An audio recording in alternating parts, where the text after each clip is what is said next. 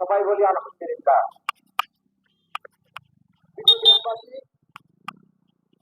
আপনারা জানেন যে বরিশাল ঈদগাহ ময়দানে অনেকদিন আগে কিছু কাজ শুরু হয়েছিল।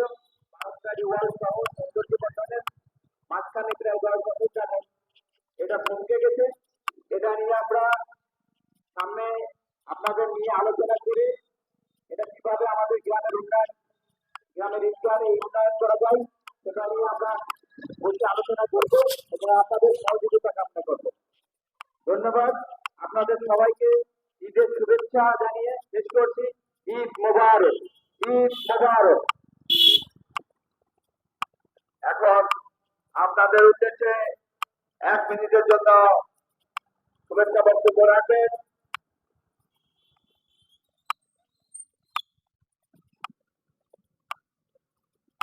স্বপন চৌধুরী।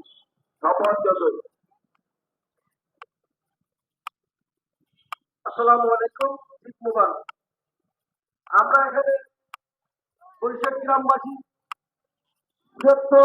অনেক বড় একটা জামাত হয়। এই জামাতে আমরা দল দেশ নির্বিশেষে আমরা এক জায়গা নামাজ আদায় করি বলে আমরা আল্লাহর কাছে শুকরিয়া আদায় করি।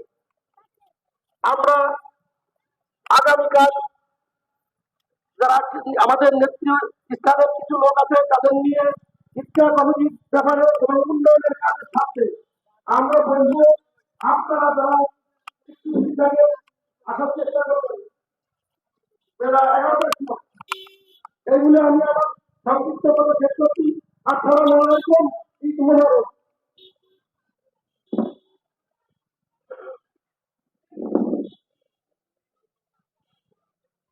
সম্মানীয় উপস্থিতি, আপনাদের উদ্দেশ্যে শুভেচ্ছা বক্তব্য রাখবেন জনাব ইফতে খায়ুল্লাহ পলাশ, মোল্লা নওয়াজ আলী সাহেবের সন্তান সুসন্তান।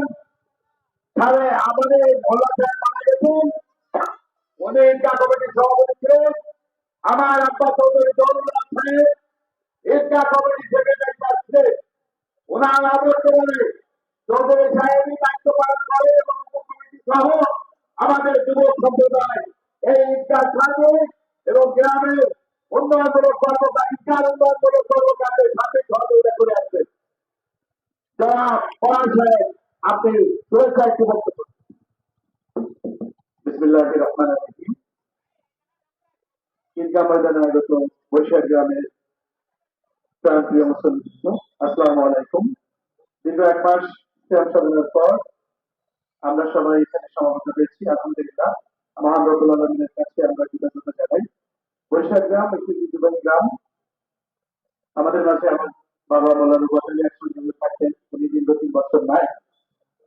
আবার আমাদের মাঝে এবার আমাদের পরমশ্রদ্ধেয় মুস্তাফিজুল্লাহ সরকার সাবেক চেয়ারম্যান থেকে উপস্থিত হতে পারেন নাই।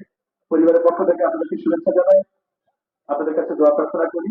একই সাথে আমার বন্ধু পত্রিকা বলছিল যে আমাদের ঈদগাহ, স্কুল, বাংলাদেশ অনেক কাজ দীর্ঘদিন ধরে চলমান, মাঝে স্থগিত, আবার চলমান প্রক্রিয়ার মধ্যে দিয়ে যাই।